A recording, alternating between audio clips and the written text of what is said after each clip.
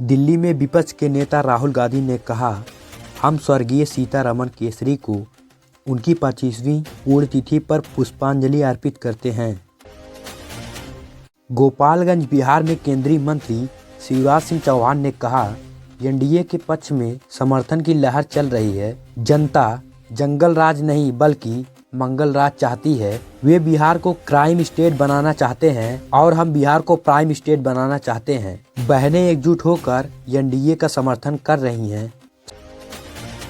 समस्तीपुर बिहार में प्रधानमंत्री मोदी ने कहा, आज बिहार को ऐसा कोई कोना नहीं है जहां विकास का कोई ना कोई काम नहीं हो रहा हो। कांग्रेस के समय में बिहार को जितना पैसा मिला था उससे 3 गुना ज्यादा पैसा भाजपा एनडीए की सरकार के बिहार के विकास के लिए दिया है। पटना के नेता प्रतिपक्ष तेजस्वी यादव ने कहा, बिहार की जनता परिवर्तन के मूड में है और इस बार महागठबंधन के पक्ष में पूरा माहौल है।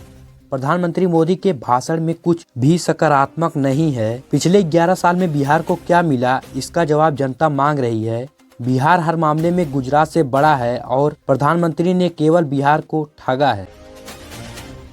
लखनऊ उत्तर प्रदेश में कांग्रेस के नेता सुरेंद्र राजपूत ने कहा, एक वक्त था जब पूरी भाजपा जमानत पर थी, लेकिन इन्होंने 2014 के बाद अपने सभी विरोधियों पर केस लगा दिए। बिहार में 20 सालों से लुटेरों का राज है और भ्रष्टाचार का केंद्र बन गया है। 14 तारीख को बिहार में गठबंधन की सरकार आएगी। नौजवानों को नौकरी और महिलाओं को महंगाई से मुक्ति चाहिए। प्रधानमंत्री मोदी ने कहा, मैं छठ पर्व के अवसर पर देश और दुनिया भर के सभी श्रद्धालुओं को हार्दिक शुभकामनाएं देता हूं। व्रत रखने वाले सभी लोगों की अटूट भक्ति को मैं नमन करता हूं। बेंगलुरु कर्नाटक में उप मुख्यमंत्री डॉक्टर शिव कुमार ने कहा, कोई भी विरोध करे मुझे कोई फर्क नहीं पड़ता। कुछ लोग परियोजना का विरोध कर रहे हैं और इसे अदालत में चुनौती दे रहे हैं, लेकिन मैं इसे हर हाल में जारी रखूंगा। बेंगलुरु को भीड़-भाड़ से मुक्त करना जरूरी है। भाजपा के कुछ नेता हमारा समर्थन नहीं कर रहे हैं, लेकिन मैं फिर भी इस परियोजना पर काम करता रहूंगा।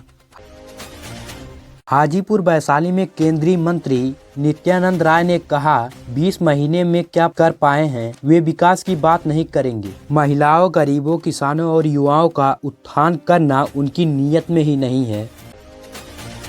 पटना में मुख्यमंत्री सम्राट चौधरी ने कहा, मैं समस्त बिहार वासियों को छठ पूजा करने का हार्दिक शुभकामनाएं देता हूं।